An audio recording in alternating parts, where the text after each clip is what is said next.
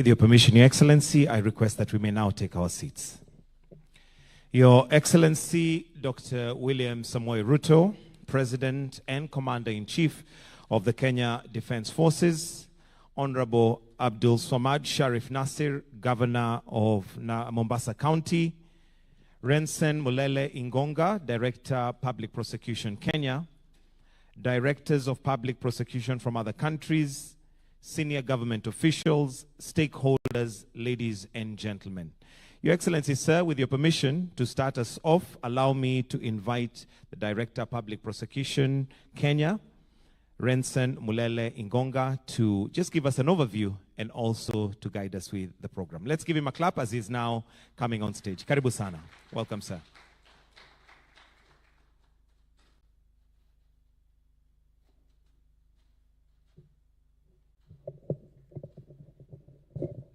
Thank you very much. Your Excellency, the President of the Republic of Kenya, His Excellency Dr. Samoei Ruto, Governor of Mombasa, my colleagues, DPPs, and distinguished guests, ladies and gentlemen, good morning. Yeah, it's my singular pleasure to welcome you all to this closing ceremony of the heads of prosecuting agencies in the Commonwealth. This is a biannual conference that comes rotationally and after, of course, an election of the hosting country. This time round, we are privileged. Kenya, we are privileged to be allowed to host this conference at from our last meeting that was held in Montreal, Canada. The theme of the conference this year was countering or building partnership through international cooperation in the fight against money laundering, terrorism financing, and transorganized crimes. As we are all aware, transorganized crimes are crimes that cut across boundaries. That's global boundaries.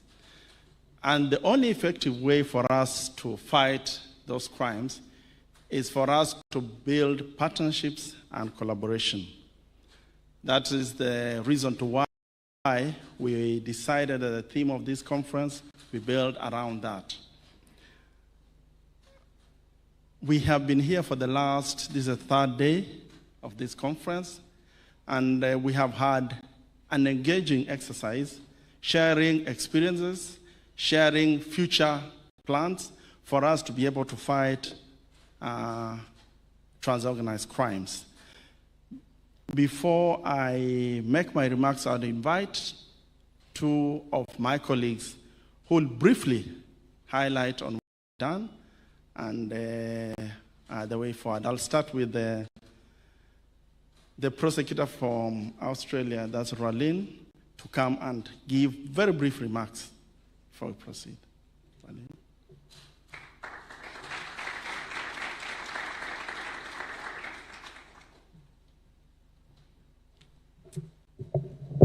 Mr. President, Excellencies and other colleagues, can I start by thanking you all for your attendance at this conference? And Mr. President, it's been the combination of having so many different nations represented at a conference like this that really brings the value. We all have a shared legal history, but we are at different stages in relation to different issues that face us all. We all, of course, face transnational organised crime problems. We, of course, all face money laundering issues and terrorism issues. And as we've heard from conference delegates over the last 2 days, each nation is doing, or each jurisdiction is doing something slightly different. And the value in hearing what everybody is doing is immense. We can learn the lessons from others, we can see things that we might connect with what we are doing, and we can then further develop our own individual responses to these significant issues. The world is only getting smaller. The internet has meant that boundaries are not respected by anybody who seeks to make money or cause issues across the country, across the world indeed. And so for me, coming from such a long way away, it's really been amazing to connect with colleagues from the Commonwealth family across the globe and to hear and learn about what others are doing and hopefully share some of the experiences from Australia for everyone. So I'd like to thank the Prosecutor for Kenya and his team for hosting such an amazing conference, for all the things we've learned from them and from each other, and I look forward to attending future conferences of the HOPAC. Thank you. And next I would invite Stephen Parkinson, the Director of Public Prosecutions, England and Wales.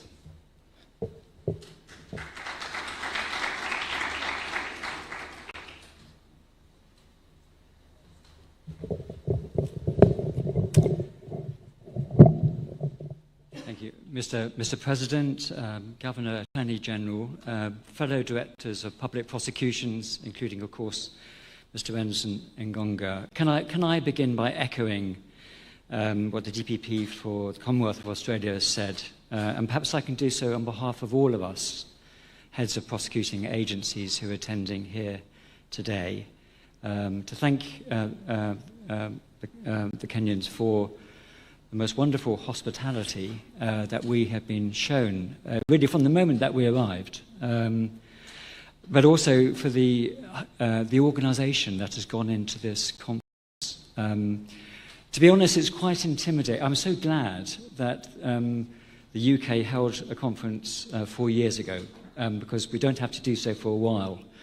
And I'm saying that because I'm quite intimidated by the high standards that have been shown, which will be very difficult, I think, for any other nation to match. So I'm relieved that we don't have to do this for some while, but at the same time, incredibly grateful to you, Mr. President, for authorising that this conference should take place, and for our colleagues from the DPP's department in Kenya for putting on this conference.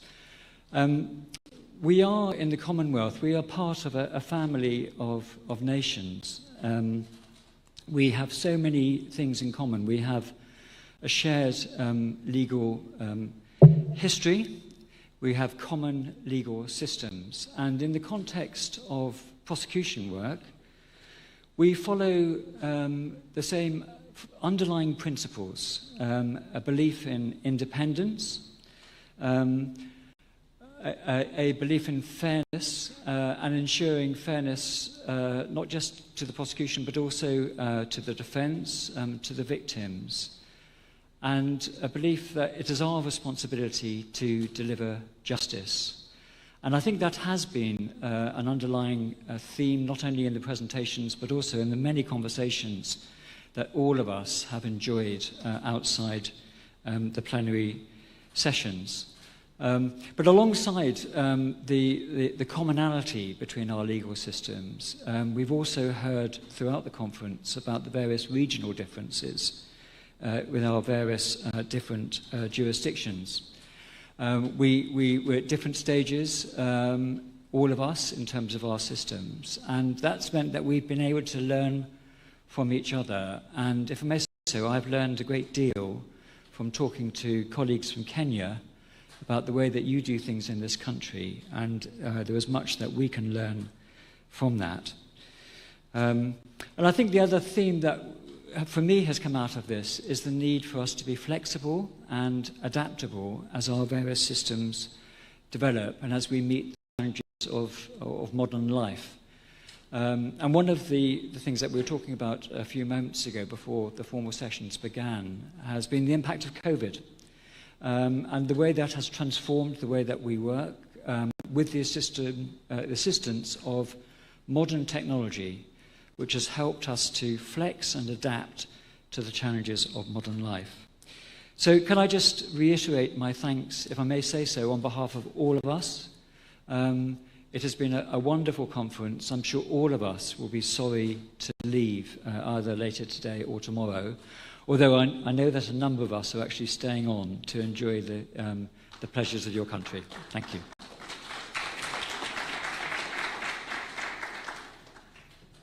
Yeah, thank you very much, Stephen. Your Excellency, the President of the Republic of Kenya, Commander-in-Chief of the Defense Forces, Dr. William Samoei Ruto, Governor of Mombasa, His Excellency Abdulswamad Sharif, heads of prosecuting agencies, distinguished guests, ladies and gentlemen. As we conclude this significant event, I'm honored to deliver these final remarks on behalf of our delegation. To begin with, I extend my deepest gratitude to His Excellency the President for agreeing to officially close this conference. Secondly, our gracious sponsors, SecFin Africa and the Kenyan government, for making this meeting possible. I would like to thank my colleagues for their meticulous organization, which has ensured a truly productive and enriching experience for everyone, and to all distinguished participants for their insightful and thoughtful contributions. Your dedication to strengthening international cooperation is commendable. I also express my sincere gratitude to all our distinguished speakers for their invaluable insights and expertise, as well as diverse perspectives which have enriched our understanding of the challenges ahead and the opportunities for action in the sphere of combating transorganized crimes. Our theme of this conference, Building Partnership Through International Cooperation in the Fight Against Money Laundering, Terrorism Financing, and Transorganized Crimes, is not merely a topic of discussion. It is the very bedrock upon which the future of global justice must be built. We stand at a critical juncture, facing adversaries who operate without borders, constantly adapting their methods and leveraging the complexity of our interconnected world to their illicit advantage. In addition, we have engaged in profound and insightful discussions, delved into the intricate web linkages between money laundering and terrorism financing, and terrorism together with transorganized crimes. We have acknowledged that no single jurisdiction, however robust its legal framework or sophisticated its intelligence, can effectively combat these threats alone. Our collective strength lies in our ability to forge robust, agile, and enduring partnerships. To meet this ever-evolving landscape, we have to adjust and develop mechanisms to prevent the rapid increase of growth of transnational organized crimes. The discussions we have had have reaffirmed a fundamental truth: preventing transnational organized crimes is not only a security imperative, but also a moral, social, and developing necessity. Addressing this evolving and complex threat requires an approach rooted in the human dignity, inclusivity, and sustainable peace. We leave this conference with several critical takeaways. First, shared understanding.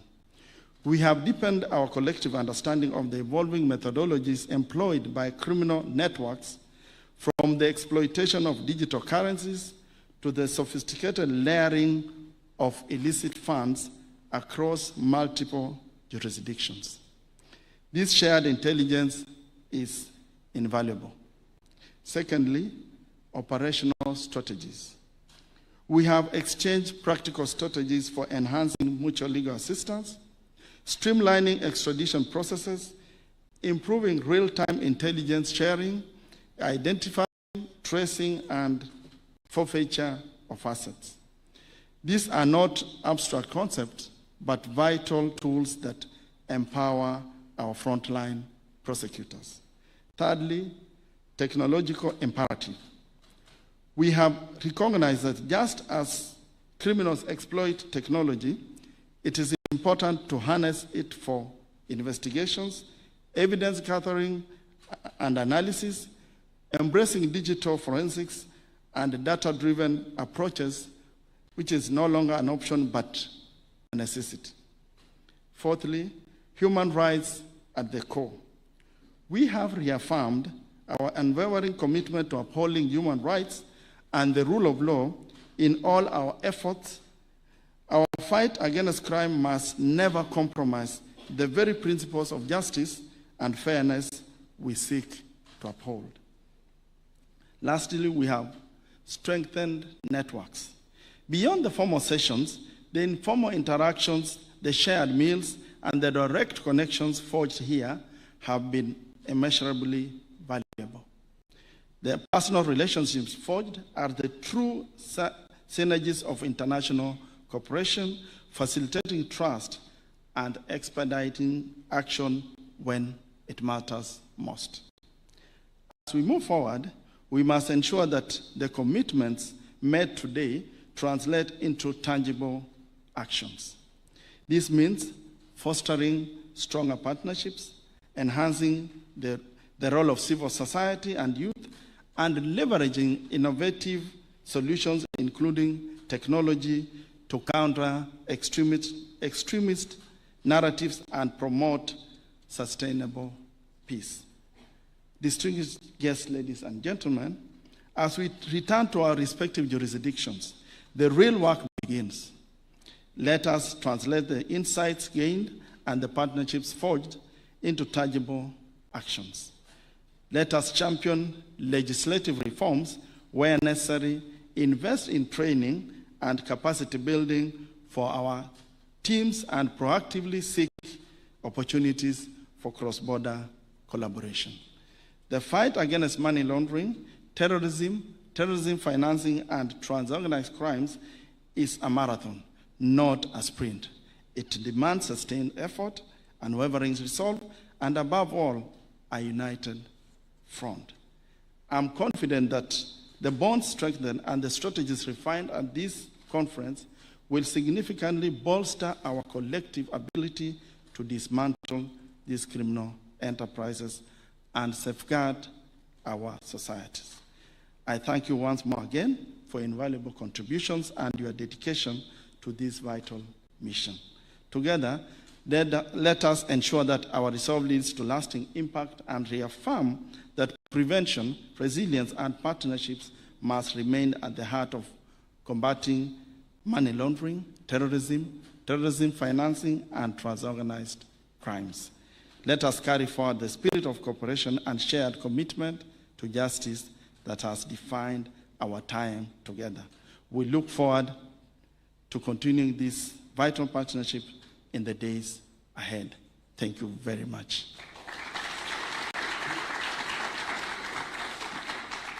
At this juncture, I invite the Governor of Mombasa, His Excellency Abdul Samad, to address us.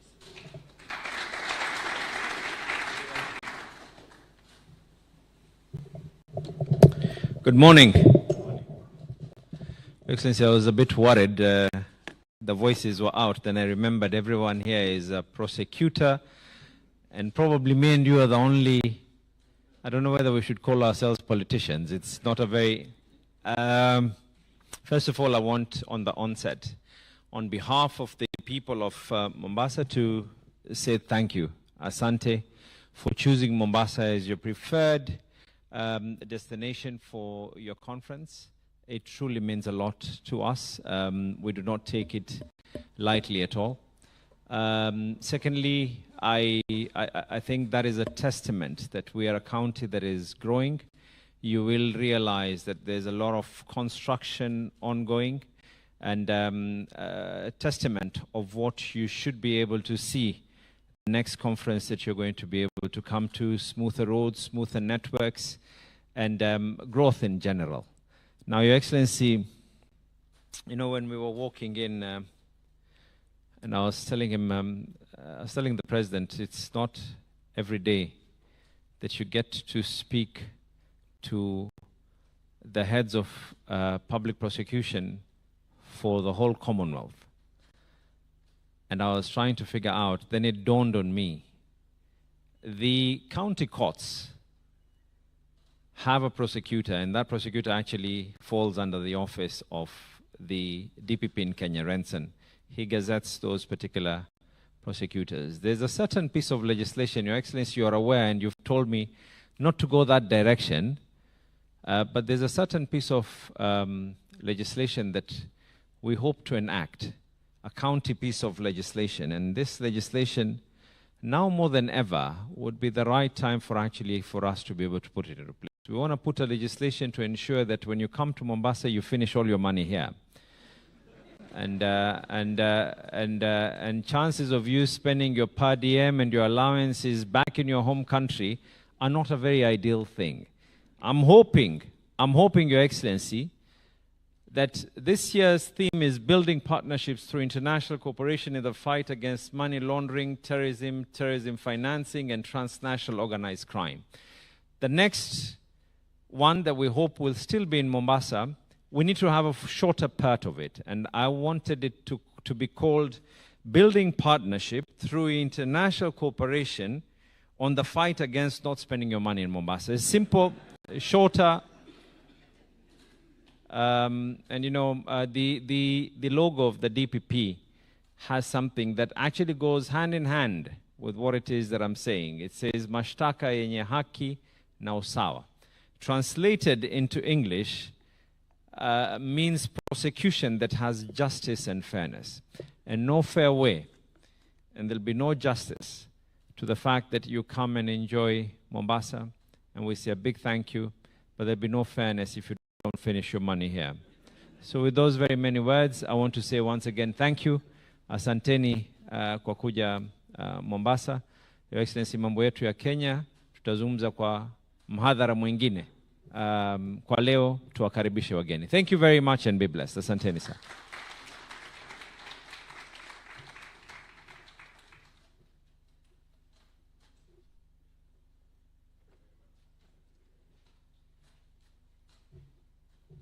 Thank you very much, Governor Mombasa. It is now my singular pleasure and honor to invite His Excellency the President. May we be all upstanding as he speaks to us.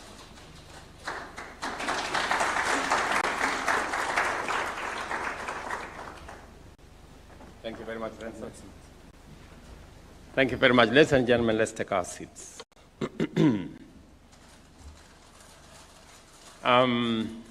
Allow me to join the Governor of Mombasa in welcoming all of you to Kenya, especially friends who are coming from afar in our continent, in other continents, members of the Commonwealth. And as I welcome you to Kenya, on behalf of the government and people of Kenya, I am sure that Renson and his team have provided every assistance to ensure that this conference goes in accordance with the plan, and that each and every one of you have enjoyed the moment to share the experiences. And therefore, ladies and gentlemen, all of us in this room are alive to the undeniable fact that we live in a world where the threat of transnational organized crime continues to grow in scale and complexity. Crimes such as money laundering, terrorism, and terrorism financing, including human trafficking, pose serious and escalating risks to our countries, our regions, and to the global community. The perpetrators of these crimes operate under borders, across borders, moving people, goods, and illicit money through shadowy networks, whether by smuggling narcotics between nations or trafficking vulnerable individuals across continents and laundering dirty money through intricate offshore systems. We therefore need greater vigilance, more robust partnerships, and integrated international responses to identify, investigate, and prosecute those behind these crimes. It is through such collaboration between national, regional, and international agencies that we can effectively disrupt and neutralize these threats and blunt their negative impacts. To underscore the gravity of this challenge, allow me to briefly reflect on Kenya's experience in this space. Terrorism, one of the most dangerous forms of transnational organized crime, continues to pose a persistent and evolving threat to our nation and region. Kenya has endured several devastating attacks, including the 1998 United States Embassy bombing in Nairobi, the 2013 Westgate Mall siege, as well as the 2015 Garissa University and the 2019 Dusit 2 complex attacks. However, through heightened vigilance, enhanced intelligence, and strengthened international cooperation, Kenya has made notable progress in bringing perpetrators to justice. Just last month, 2 individuals were found guilty of aiding the Dusit 2 attackers, and sentencing is scheduled for June 19th this year. In the Garissa University case, the courts in 2019 found 3 individuals culpable and were sentenced to life imprisonment and 41 years each. Currently, 24 terrorism-related cases remain active before our courts, the majority involving membership in international terrorist organizations. These efforts have not only led to successful prosecutions, but have also significantly suppressed such attacks and contribute to enhanced national security. In addition, a total of 720 cases involving trafficking in children and other persons, unlawful acquisition of travel documents, fraud and misrepresentation, facilitating illegal entry into or exit from countries, interfering with travel documents and personal effects, and trafficking in persons for purposes of organized crime were reported between 2021 and 2024. The Office of the Director of Public Prosecutions has also registered 30 money laundering cases in the last 3 years. An in-depth analysis of these cases show that the perpetrators and criminal networks operate across multiple jurisdictions and have a presence on social media platforms. In addition, financing, facilitation, and commission are transboundary in nature. For instance, during the Dusit terrorism attack, financing was traced to banks in South Africa, various banks within Kenya, and Somalia. Furthermore, criminal networks have evolved their modus operandi. In human trafficking cases, often terrorists pose as victims to facilitate the movement across borders. They also operate through sophisticated encrypted social media platforms and increasingly use cryptocurrency to finance their activities. These cases underscore the scale and complexity of the threat we face and the urgency of sustained and coordinated action. Therefore, the theme of this conference, Building Partnerships, a united front against transnational organized crimes, could not be more timely. It reflects the critical need for prosecutorial agencies to develop regional and international mechanisms to collaboratively address emerging threats. No single agency or country can confront these complex crimes in isolation. Through the exchange of knowledge and best practice, we are better able to understand the legal nuances across jurisdictions and craft innovative approaches for effective investigations and prosecutions. Mutual legal assistance and extradition remain vital pillars of this effort. They provide formal pathways for cross-border information sharing. Joint investigations allow for real-time collaboration and pooled expertise, enabling us to dismantle criminal networks more effectively. I am aware that the Office of the Director of Public Prosecutions in Kenya has signed MOUs with various prosecutorial agencies, including Azerbaijan, Morocco, Qatar, and Saudi Arabia. These partnerships are instrumental in enhancing collaboration on matters relating to terrorism and terrorism financing, transnational organized crime, and in building the capacity of prosecutors to respond more effectively to these complex threats. We must also work towards the harmonization of legal frameworks, align national laws across jurisdictions is essential to building a truly global front against transnational organized crime. Equally important is the vigorous pursuit of asset tracing, confiscation, and forfeiture. Denying criminal enterprises the proceeds of their illicit activities is key to undermining their operations. I challenge the heads of prosecution agencies here to give priority to this particular endeavor. On our part, Kenya is committed to enhancing the resources and capacity of the Office of the Director of Public Prosecutions to lead these efforts both regionally and internationally. Importantly, the revamping of our anti-money laundering and asset forfeiture framework is a testament to our commitment. It reflects our pursuit of greater specialization, stronger institutions, and high-quality investigations. The government of Kenya remains committed to upholding the rule of law and advancing a human rights-centered approach to prosecution and pursuit of justice.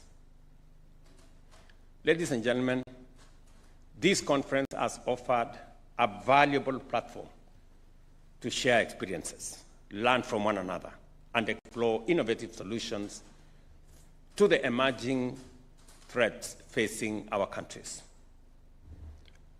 I look forward to the recommendations from the hearing and assure you of the Government of Kenya's full support in funding and empowering the Office of the Director of Public Prosecution for their implementation effectively. And allow me to say one more thing. In the conversations I had earlier with friends and colleagues, the place of technology in supporting governance in general, criminal justice and prosecutions in particular, cannot be gainsaid. We have seen the evolution of use of technology in many spaces. At the moment in Kenya, we are using technology to collect our taxes. We are using technology to deploy support for farmers in our input program. We're using technology on our universal health coverage plan. We are using technology in many aspects. And we have seen the robust use of technology in the criminal justice system, in matters relating to scheduling of cases, hearing of some cases. And therefore, I want to encourage prosecutors, the directors of public prosecution in our Commonwealth, to leverage on technology and to see how we can better use technology, especially when we are tackling crimes that go beyond physical borders. Some of those crimes are committed with the support of technology. And it therefore makes sense for us to leverage on technology to deal with the challenges that today face our nations. And therefore, as we look at the future, where is the place of technology? as technology is abused by criminals and people engaging in crime, how do we better use technology to enhance the efficiency and the efficacy of what we are doing in matters prosecution and ensuring that there is the rule of law. As you are aware, the era of artificial intelligence is here with us. And it comes both as a threat, but much more importantly, as an asset for us to use to be able to better manage global governance. How do we use artificial intelligence much more effectively? There are those who say artificial intelligence is going to replace people in the workplace, maybe replace teachers, maybe replace doctors. I don't know whether prosecutors will be replaced in the process. But how do we better use artificial intelligence to deal with matters that are of a nature that physical boundaries, individual nations, individual agencies cannot deal with on their own? And therefore, the leadership of the Commonwealth, heads of prosecuting agencies, it is my encouragement to you that you begin to see how we can leverage on technology, how we can leverage on artificial intelligence to be able to support the efficiency of delivery of justice through the criminal justice system. Again, as I conclude, I also want to apologize that there is a lot of construction around. Maybe you didn't find your way to this hotel. There was a lot of dust on the way. As the governor has said, we are undertaking a lot of public works around roads in Kenya. We are currently undertaking construction of about 2,500 kilometers, including this particular road here. There is also a lot of construction around housing, markets, hostels, stadia, as we transform our region and provide for public services and goods to the people of Kenya, including social infrastructure. And therefore, bear with us as we do this. It only makes your next conference better, and we want to do that across our counties and across our country. We also are working together collaboratively within the region. I would also encourage those of us from the East African community. I see my friends from Tanzania here, friends from Uganda, that even as we build the Commonwealth network, let's also see how we can leverage on the East African community to better coordinate action around the issues that are of concern to this conference.